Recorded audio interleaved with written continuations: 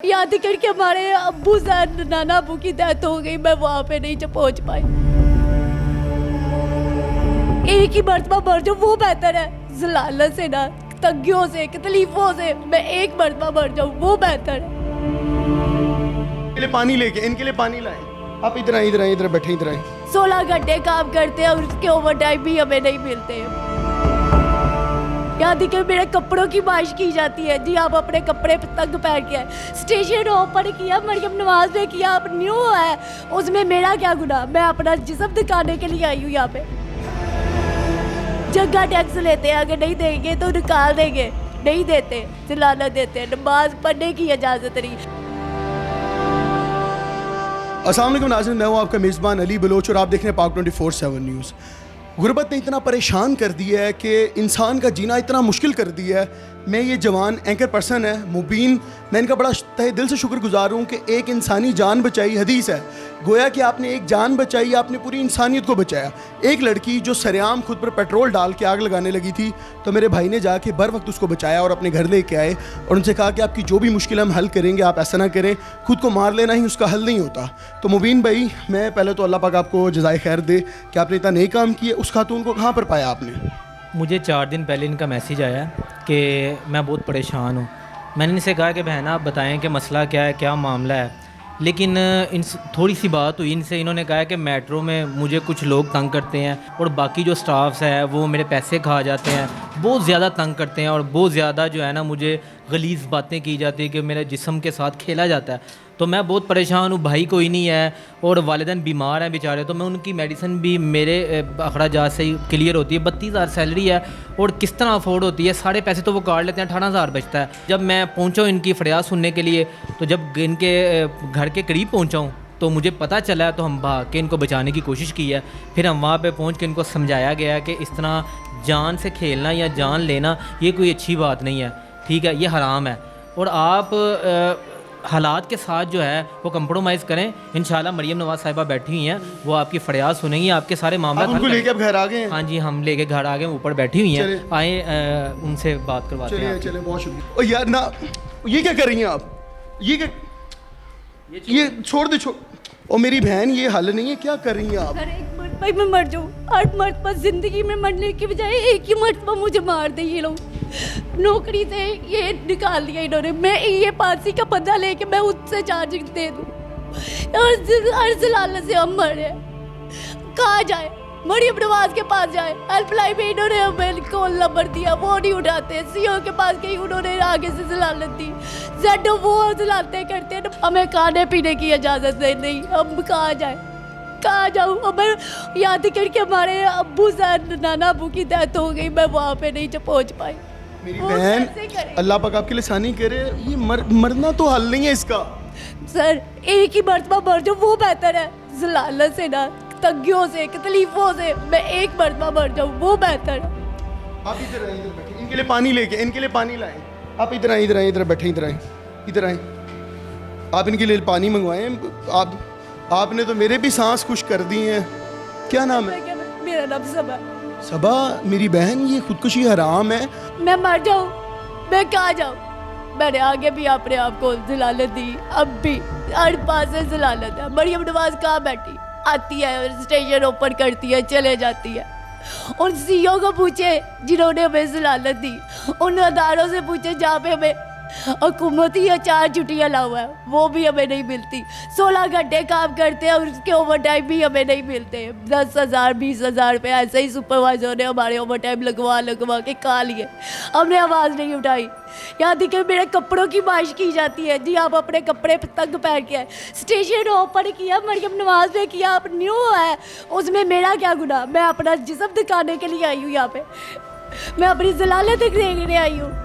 ये पानी पिए, अच्छा ये पानी ले, पानी पिए, बस रिलैक्स करें। नाज़रीन, ये एक बहुत बड़ा सवालिया निशान है उन हरामखोर लोगों पे जिनकी वजह से ऐसी माएँ बहनें अपने आप को ख़त्म कर लेती हैं। वो जलील लोग चंद पैसों की खातिर इन माओ बहनों के जिस्मों का सौदा करते हैं, उसको नोचते हैं, उस पर सवाल उठाते हैं। और ये बच्ची अभी इसकी उम्र सिर्फ 27 साल है, उन्होंने इनकी ज़िंदगियों को इतना अजीरन कर रखा है कि इनकी 32,000 रुपये सैलरी, उसके अंदर से भी पैसे काट काट के 17 से 18,000 देते हैं। 8 घंटे गवर्नमेंट की तरफ से आपकी ड्यूटी है, 16 घंटे की शिफ्ट लगती है इनकी। वीक में, मंथ में 4 छुट्टियां जो गवर्नमेंट की तरफ से आपको अलाउ होती हैं, वो 4 छुट्टियां भी नहीं देते। ये कौन जलील लोग हैं, ये कौन लोग हैं जिनकी वजह से पहले ही हमारे मुल्क की मैशियत दम तोड़ चुकी है। और एक और हवा की बेटी अगर इस दुनिया से इस तरह चली जाए, और हदीस के मुताबिक ना तो इस दुनिया में और ना आखिरत में जन्नत की तलबगार रहेगी, तो इन लोगों को इस नहज पर लाता कौन है? इन लोगों का मुहासरा क्यों नहीं किया जाता? इन लोगों का एहतसाब क्यों नहीं किया जाता? इनको क्यों नहीं ला के कटहरे में खड़ा किया जाता? इनसे सवाल क्यों नहीं किए जाते? आज से 1.5 साल पहले भी सवाल उठा था, लेकिन उस बात को दबा दिया गया था। आज ये सभा अगर खुद को इस तरह नुकसान पहुंचा देती तो क्या आप लोग आते पीछे? गवर्नमेंट कोई नहीं देख रही। सभा, मुझे बताएं कि कौन सा इदारा है जहाँ पर आप काम करती हैं? मैं MCMC में काम करती हूँ। 2 साल 2 महीने हो गए हुए मैं वहाँ पे काम करती हूँ। ठीक है, मुझे अब ये इन्होंने करार दे दिया ये मैं पागल हूँ। अगर सर मैं पागल हूँ तो मैं 2 साल से क्यों नौकरी की यहाँ पे? मुझे तभी निकाल देते, मैं निकाल देते हैं। मैं कपड़े फिटिंग नहीं करके पहन सकती। उन्होंने कहा जी फिटिंग करके आओगे तो नौकरी पे रखेंगे। स्टेशन न्यू बना है, यहाँ पे नए कपड़े पहनने हैं, यूनिफॉर्म हम खरीदते हैं 2-2 हज़ार का, वो भी हमसे पैसे लेते हैं। जब वो हम छोड़ते हैं तनहा लेने के लिए यूनिफॉर्म हमें वापस करना पड़ता है, वो भी उनको। जब हमने एक चीज़ खरीद ली है वो हमारी हुई ना, उसके पैसे या पे किए हम लोगों ने, अपनी सैलरियों में से पे किए, हम लोगों के पैसे काटते हैं। एक छुट्टी का 7,000 रुपये। मैंने अपने अब्बू की, नाना अब्बू की मैयत पे जाना था, मैं जेडो को कॉल की, उसने कहा दूसरे जेडो को कॉल करो। सर मसूद को मैंने कॉल की, उसने कहा उमर लौड़िए को कॉल करो। मैंने उमर लौड़िए को इतनी कॉलें की, उन्होंने मेरी कॉल नहीं उठाई। फिर मैं रोते रोते दफ्तर गई, दफ्तर जाके मैंने अपील की कि मुझे छुट्टियाँ दे दो, मैंने इस्लामाबाद जाना है, मेरे अब्बू की डेथ हो गई है। छुट्टियाँ दे दी, बाद में मेरी सैलरी इन्होंने काट ली। मैं क्या घर लेके जाऊँ? मैं अपना पेट कैसे पालूँ? कैसे ज़िंदगी गुजारूँ? हर बात ना पैसे वो काटते हैं आगे से, जो बैलेंस से मिलते हैं सुपरवाइजर भी लेते हैं, जगह टैक्स लेते हैं। अगर नहीं देंगे तो निकाल देंगे, नहीं देते चलाना देते हैं। नमाज पढ़ने की इजाज़त नहीं। कौन से ऐसा मुल्क है सऊदीया में नमाज पढ़ने की इजाज़त नहीं? वहाँ पे तो अपने कारोबार खुले के खुले छोड़ के सब चले जाते नमाज पढ़ने। सडो सीओ नमाज उमरा करने क्या, कहाँ गया उसका उमरा?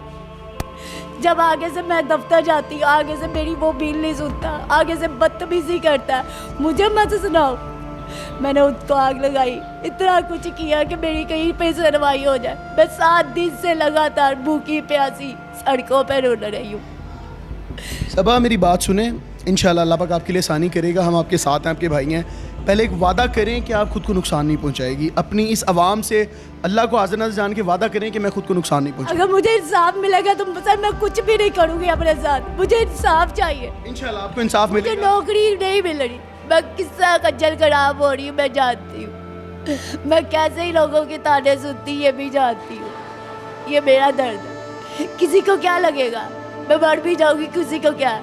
बाकी तो अपने माल ना सारी जेबियों में अपनी जेबियाँ भर रहे हैं, मैं कहाँ जाऊँ? इंशाल्लाह मेरी बहन, हम आपके साथ हैं, आप बेफिक्र हैं, अल्लाह पाक आपके लिए अच्छा करेगा। हम आपके लिए आवाज़ उठा रहे हैं। मरीम नवाज साहिबा हैं, वो कहती हैं कि मैं औरतों के हकूक़ के लिए खड़ी हुई हूँ। और मैं कहाँ खड़ी है? मैं उनके हेल्पलाइन पे नंबर पे कॉल की, आगे से उन्होंने कहा यार ये एप्लीकेशन नहीं लिखी जा सकती। वो कहाँ है? उन्होंने कौन सा नंबर दिया? क्यों दिया? बंद कर दे। मरीम नवाज साहिबा, एक बहुत बड़ा सवाल है। अल्लाह ने आपको वजारत दी है, इस पंजाब को देख रही हैं आप, अल्लाह ने आपके कांधों पे बहुत भारी जिम्मेदारी दी है। लेकिन खुदा का वास्ता है, आपको अगर ये जिम्मेदारी आप पर आई गई है और अगर आप इस पर मुसल्लत हो गई हैं, तो आप पर लाजिम है कि आप इनकी सुनवाई करें, इनको इंसाफ दिलाएं।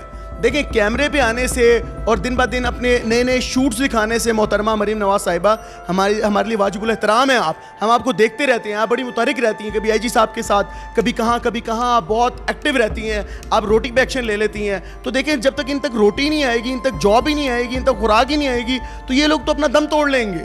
और हमने किस तरह से इस खातून को बचाया ये हम जानते हैं, अल्लाह जानता है। तो ये आपको दिखाने का मकसद ये है कि आप इस पर एक्शन लें और इन ऐसी खवातीन के लिए कुछ करें जो बिल्कुल बयारो मददगार बैठी हुई और आपके लिए मुंतजिर हैं कि आप कब आएंगी और इनके सर पे दस्ते शफकत रखेंगी और आप कहेंगी कि मैं आपके साथ खड़ी हूँ, तुम्हें डरने की, मरने की या लड़ने की कोई ज़रूरत नहीं है, तुम्हें जो चाहिए तुम तक हक और इंसाफ मैं पहुँचाऊँगी। तो हमारा काम है, हम अपने ज़राए के मुताबिक वो चीज़ें आपके सामने लाते हैं कि आप इन पर बासानी एक्शन ले सकें। वरना अगर हमारी रसाई ना हो तो कितने ही लोग चले जाते हैं। ये तो चंद एक केसेस हैं जो सामने आ जाते हैं। हम इनको दिखा रहे हैं आपको इसलिए कि आप इनके हक के लिए कुछ कर सकें। तो हम पूरी कोशिश है इंशाल्लाह, अगर आप नहीं करेंगी तो अल्लाह ने तो बड़े लोगों को नवाजा हुआ है, लेकिन हुकूमती सतह पर आप पे जिम्मेदारी है। नहीं तो अल्लाह के यहाँ तो इसका बहुत बड़ा एक सवाल निशान होगा ही होगा कि आपके दौरे हुकूमत में लोग इतने लाचार थे, इतने बेदर्द थे, इतने दुख में थे, लेकिन आपने कुछ ना किया। तो अवाम तो इनके लिए ज़रूर कुछ करेगी इंशाल्लाह। अगर हुकूमत कुछ नहीं करेगी ना तो आप बेफिक्र इंशाल्लाह अवाम है वो आपके लिए करेगी, लेकिन आपने कभी इस तरह का कोई कदम नहीं उठाना। ठीक है, कमेंट सेक्शन में अपनी कीमती राय का जरूर इज़हार करें, इस वीडियो को ज़्यादा शेयर करें ताकि हुकाम बाला तक ये वीडियो जाए और वो खरगोश की नींद जो सो रहे हैं वो जाग जाए इससे पहले कि कोई नुकसान हो।